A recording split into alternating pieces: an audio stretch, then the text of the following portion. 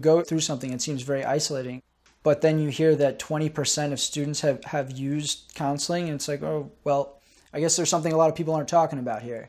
You may start saying, well, everyone else is happy, everyone else is, finding their niche at Tufts or whatever college, and I'm not, something must be wrong with me. That's not the case at all.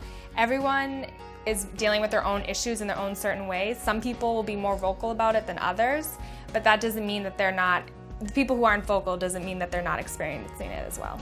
People don't really want others to know that they're struggling if they're going around, and they're seeing everyone else who seems to be, happy and doing fine and balancing everything perfectly, even though that's not necessarily the case with a lot of students. My freshman experience was not what I expected. For many people at Tufts, they want to share and they don't know how to share. But if you don't share, then you never know what your friends are going through, because they're probably going through the same thing. The reason I'm doing this film is because if there's just one person who's watching this, who is going through or will go through something similar to what I went through, just having that person know that it's normal, it happens, and other people have gone through it, to me that is the major reason for getting this film done.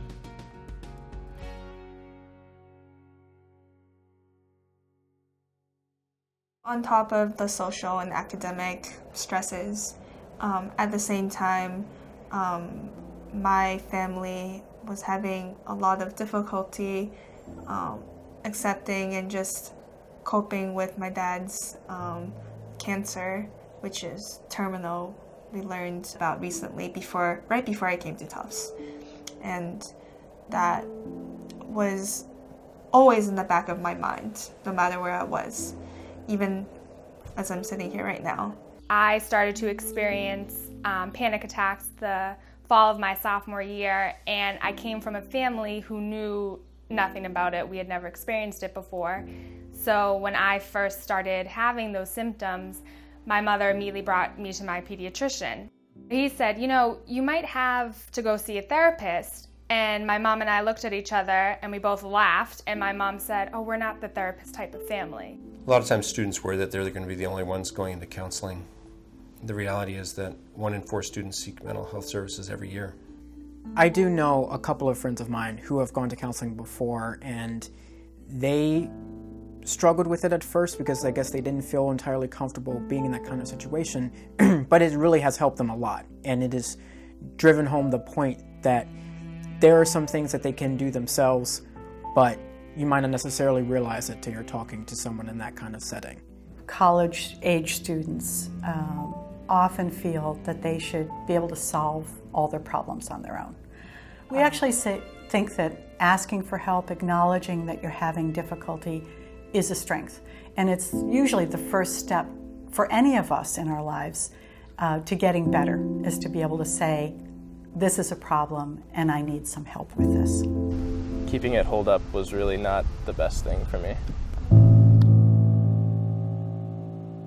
Coming to counseling and seeking help when student in need of help is an indication of great strength, because it takes a lot more courage to face the problem than avoid it. With mental health, having panic attacks, having anxiety, you don't know when the beginning point is and when the end point's going to be. And when you're in it, you think it will never end. And people around you won't understand always what's going on with you. If a student is struggling with whether a medication intervention could be useful for them or not, they are always welcome to come in for 1 or 2 sessions to talk about what the options might be. It wasn't that this medication was making me be Stephanie. It was that before I was going through life for that, just not really being myself, and then once that medication, for whatever reason, it brought my anxiety down, it stabilized me, so I was able to deal with my problems, and I became Stephanie again. I was both depressed and discouraged by just the challenges I was having.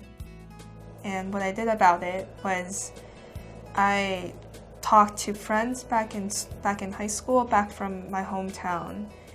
It made me realize that I wasn't alone in this. My friends in other colleges were going through something similar.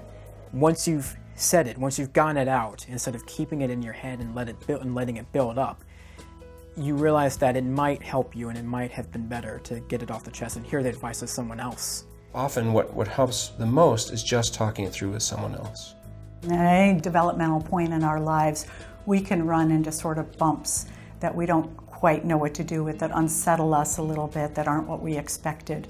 And these can be reasons people sometimes need help. No reason is too big or too small to go and at least talk about it and help get used to it. Counseling is definitely more informal maybe than you would think. It's much more of a conversation that you're having with somebody. I'd say universally the clinicians at the counseling service love what they do and enjoy being part of a conversation with somebody about things that really matter to them.